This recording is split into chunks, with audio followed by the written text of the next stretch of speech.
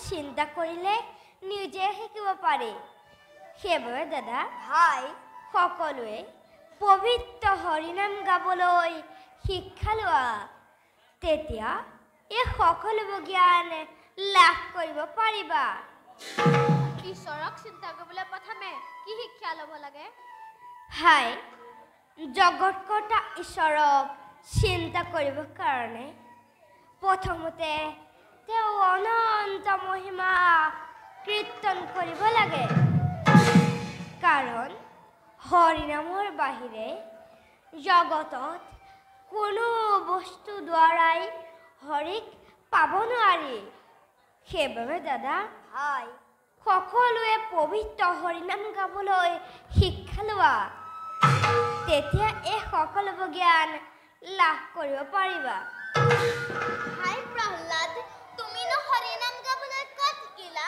কোনে শিকালে তোমাক হাই দাদা হৰিনাম গাবলৈ কোনেও শিকাব নালাগে শুদ্ধ মনে শুদ্ধ চিতে নাৰায়ণক চিন্তা কৰিলে তেওঁ অনন্ত মহিমা কীৰ্তন কৰিব পাৰি। সেইকাৰণে তুমি মাজে সময়ে হৰি কীৰ্তন কৰা। বাৰু ভাইহঁত, এতিয়া কথা পাতি থাকিলে মৃগয়া কৰাৰ সময় পাৰ হৈ যাব। প্ৰহ্লাদ, তুমি আমাৰ লগত যাবানে? যদি নোযোৱা ইয়াতে মন মাৰি বহি থাকা। মোক ক্ষমা কৰিব ভাইহঁত, মই মৃগয়া কৰিবলৈ যাব নোৱাৰো। তোমালোক যোৱা, মই ফুলনিৰ মাজত অকলে অকলে খেলি ফুৰিম। তুমি থাকা তেন্তে। ব'লা ভাইহঁত, আমি সকলোৱে ধনুকাঁড় লৈ মৃগয়ালৈ যাওঁ। যোৱা তেন্তে ভাইহঁত।